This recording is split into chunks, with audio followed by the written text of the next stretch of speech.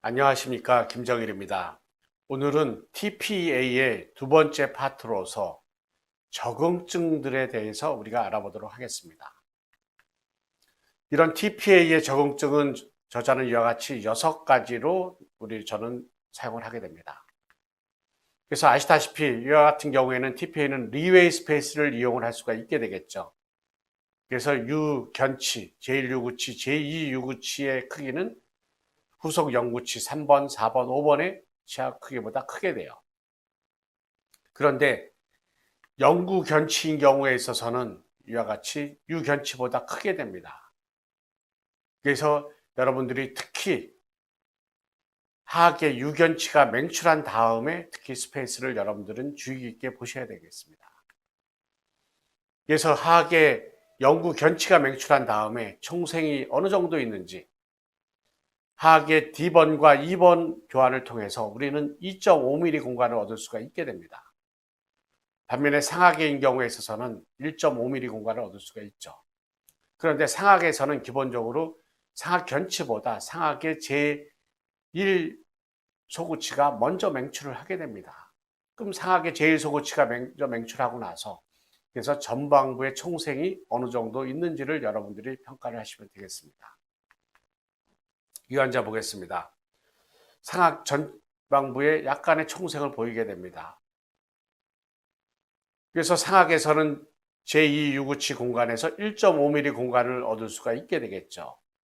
그래서 많은 사람들이 이와 같이 TPA를 넣어놓고 그 다음에 공간을 기다리게 돼요.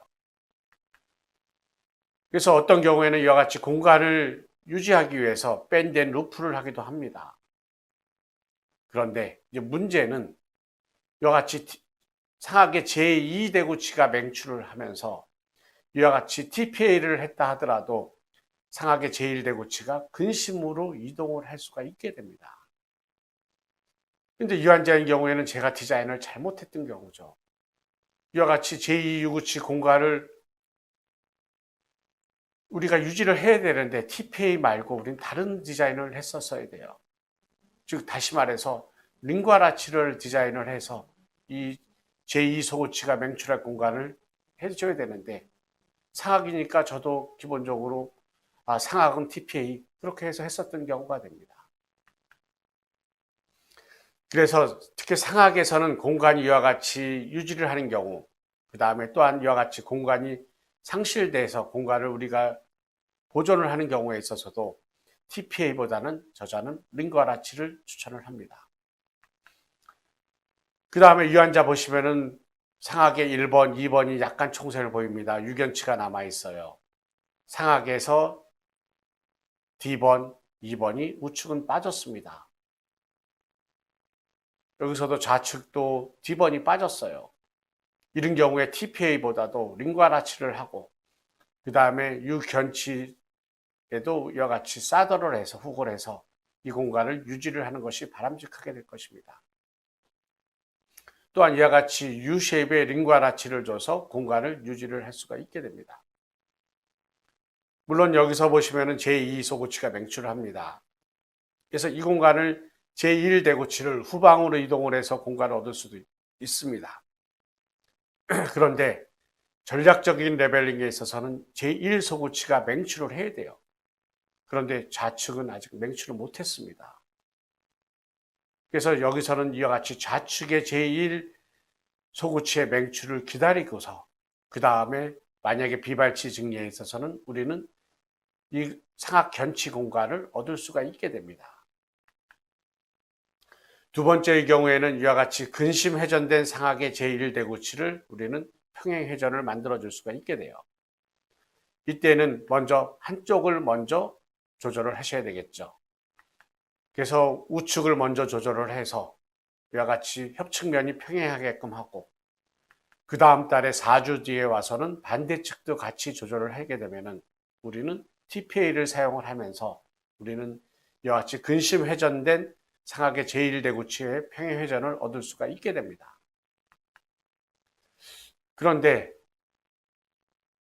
이와 같은 경우에 또 저자는 전략적인 레벨링을 추천을 하게 됩니다.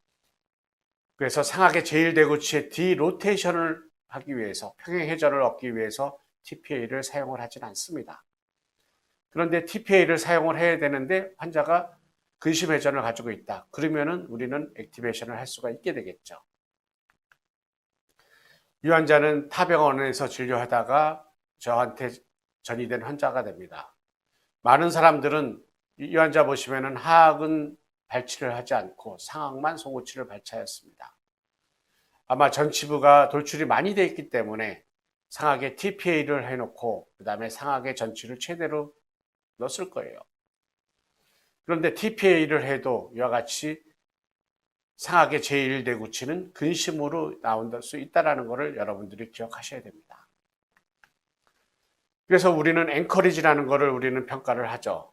앵커리지에서는 이와 같이 맥시멈 앵커리지, 모더레이트 앵커리지, 미니멈 앵커리지, 그 다음에 비발치 정리. 최근에는 우리는 미니스크를 이용한 앱솔루트 앵커리지를 사용을 하기도 합니다. 그런데 모더레이트 앵커리지, 미니멈 앵커리지에 있어서는 구치가 약간 앞으로 나와야 됩니다.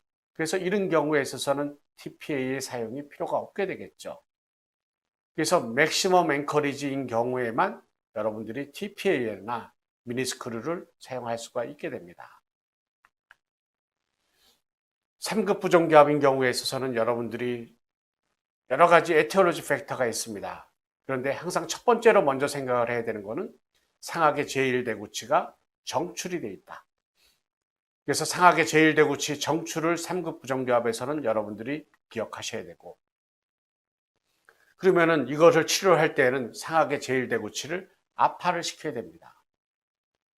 그럼 압화를 시킬 때 여러 가지 방법들이 있게 되겠죠. 그래서 저자의 논문입니다. 그래서 저자인 경우에 있어서는 2급 부종기압이 되는 경우에 있어서는 하악의 제1대구치가 오버일옵션이 되고, 그 다음에 3급 부종기압인 경우에 있어서는 영구치열기 말기에 상악의 제1대구치가 이와 같이 오버일옵션이 되는 경우를 얘기를 합니다. 그럼 3급 부종기압의 치료 전략은 상악의 제1대구치 오버일옵션을 막아줘야 되겠죠.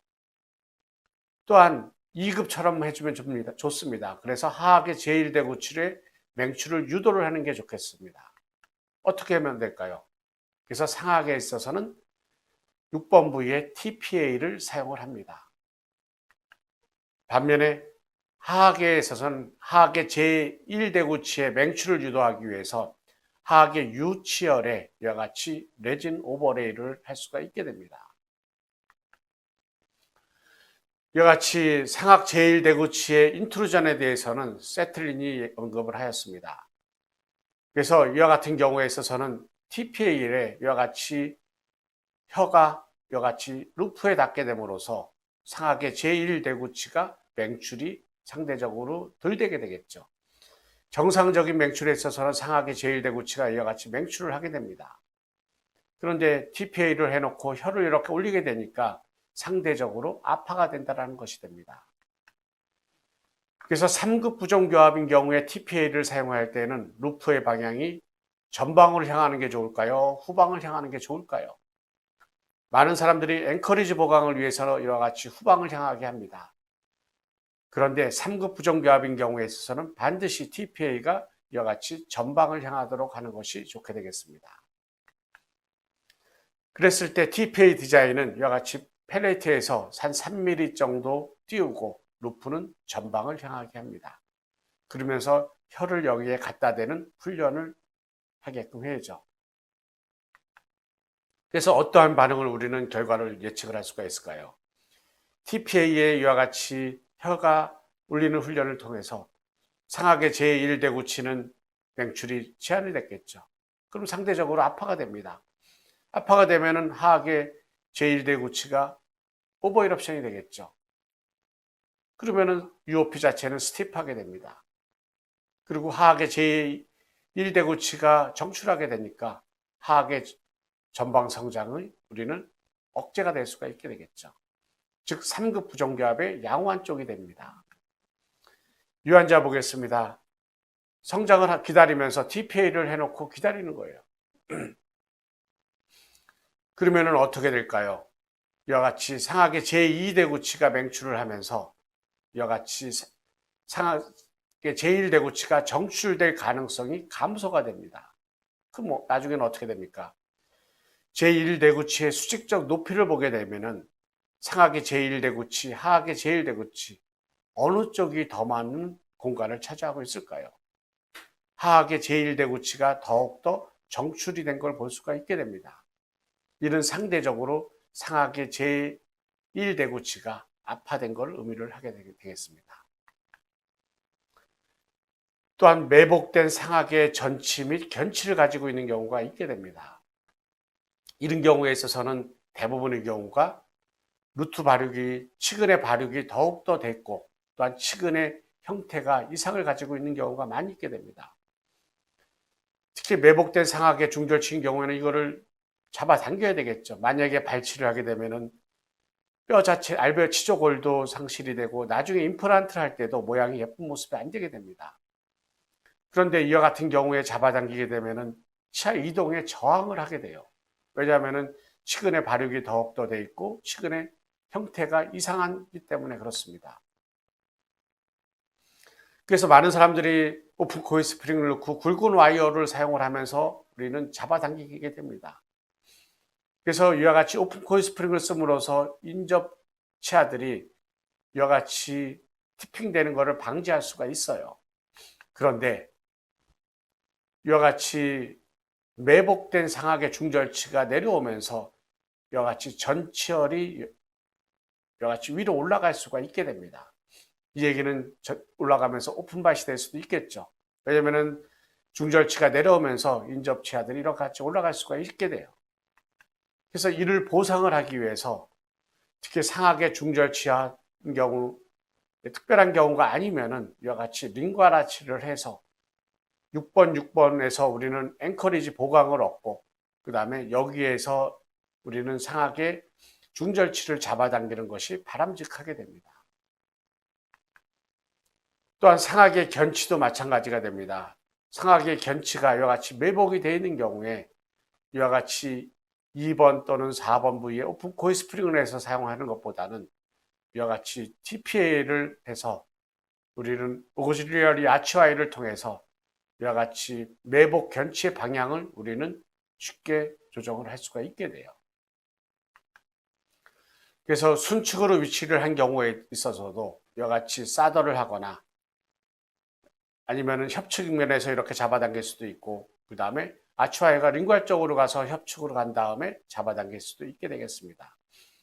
그런데 이때 이제 중요한 거는 매복된 견치와 그 다음에 잡아당기는 부분이 이와 같이 짧은 것보다는 약간 긴 것이 바람직하게 되겠습니다. 이와 같이 가위괴합을 가지는 경우가 있습니다. 이와 같이 가위괴합인 경우에 있어서는 상하계 제1대구치가 오버이럽션이 되어 있고 협측으로 맹출이 되어 있습니다. 이런 경우에 어떻게 치료를 해야 될까요?